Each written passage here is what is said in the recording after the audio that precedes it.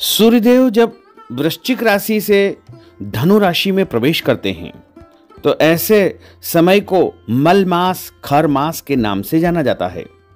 सूर्यदेव का धनु राशि में प्रवेश ही धनुर्मास कहलाता है और सामान्य बोलचाल की भाषा में इसे हम खर मास या मल मास के नाम से जानते हैं। इस बार धनुर्मास का आरंभ 16 दिसंबर 2023 से 15 जनवरी 2024 तक यानी कुल मिलाकर के एक महीने तक मल मास रहेगा। इस एक माह में विवाह आदि मांगलिक कार्यों पर विराम रहेगा।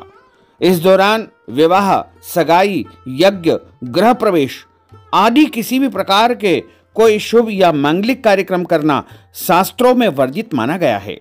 साथ ही नया घर या नया वाहन खरीदना भी इस दौरान वर्जित माना जाता है। हमारे ज्योतिष शास्त्र के अनुसार सूर्यदेव नवग्रहों के राजा है और वो एक राशि से दूसरी राशि में जो जाते हैं उस काल को, उस समय को मकर संक्रांति या संक्रांति कहा जाता है।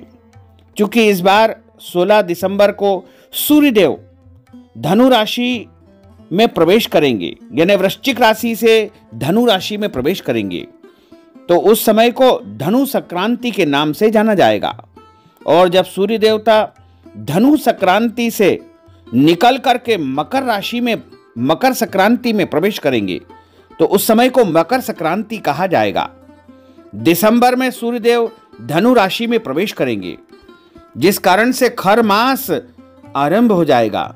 नए साल 2024 में सूर्य देवता 15 जनवरी को धनु राशि से निकल करके मकर राशि में प्रवेश करेंगे।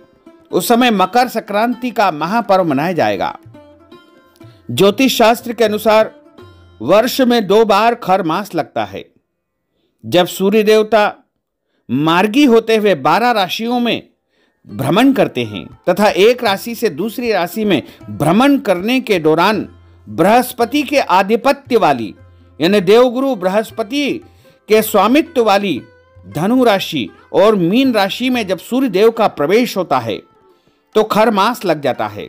इस तरह से मार्च माह में जब सूर्य मीन राशि में प्रवेश करते हैं उस समय भी खर मास लगता है।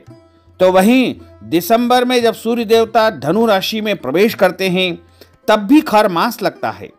इस समय सूर्य भगवान की उपासना करने का विशेष महत्व है। लेकिन इस दौरान कोई भी शुभ काम, चाहे वो नया पदभार ग्रहण करना हो या नई दुकान खोलना हो या नया व्यापार आरंभ करना हो या फिर नए मकान का भूमि पूजन या गृह प्रवेश करना हो, शादी विवाह सगाई या कोई भी मांगलिक कार्य हो, नई वस्तु की खरीदारी भी इस दौरान वर्जित मानी गई है। शास्त्रों में खर मास का महीना अशुभ माना गया है। इस अवधि में मांगलिक कार्य करना प्रतिबंधित है। साथ ही कुछ नियमों का पालन भी इस दौरान करना चाहिए। 16 दिसंबर 2023 को सूर्य देवता वृश्चिक राशि को छोड़ करके धनु राशि में प्रवेश करेंगे।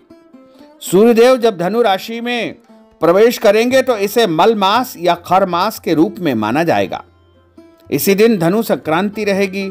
सूर्य एक महीने तक धनु राशि में विराजित रहेंगे। इस एक महीने के काल में सूर्य की ऊर्जा क्षीण होती है, इसलिए इस दौरान कोई भी शुभ काम, मांगलिक कार्य, नया काम बिल्कुल नहीं करना चाहिए। देवगुरु बृहस्पति धनु राशि के स्वामी हैं। बृहस्पति का अपनी ही राशि में प्रवेश मनुष्यों के लिए अच्छा नहीं होता है। ऐसा होने पर लोगों की कुंडली में सूर्य कमजोर हो जाते हैं। इस राशि में सूर्य के कमजोर होने के कारण इसे मल मास कहा गया है।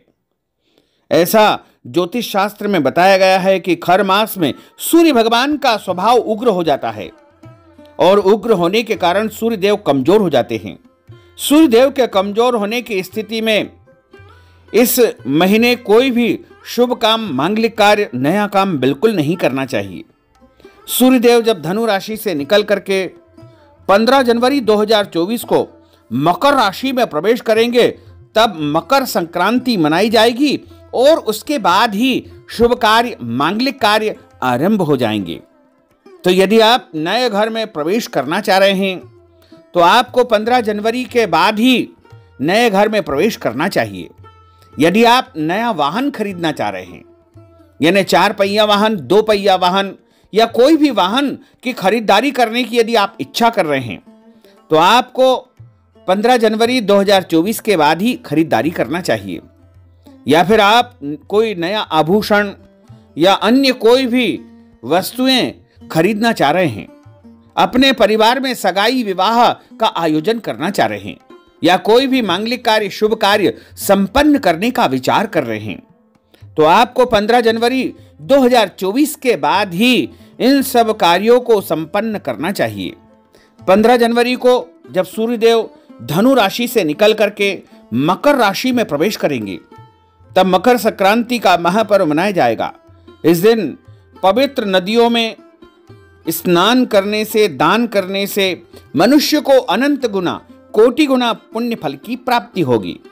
खर मास के दौरान किसी भी प्रकार का अभक्ष्य भक्षण नहीं करना चाहिए। खर मास में लहसुन प्याज नहीं खाना चाहिए। मांस, मदिरा या अन्य प्रकार के कोई भी अभक्ष्य भक्षण का उपयोग बिल्कुल नहीं करना चाहिए। साथ ही खर मास में मसूर की दाल का भी उपयोग भोजन के रूप में नहीं करना चाहिए। खर मास बड़ा ही अलग तरह का महीना है। इस महीने में जितनी हो सके सूर्य भगवान की आराधना करें।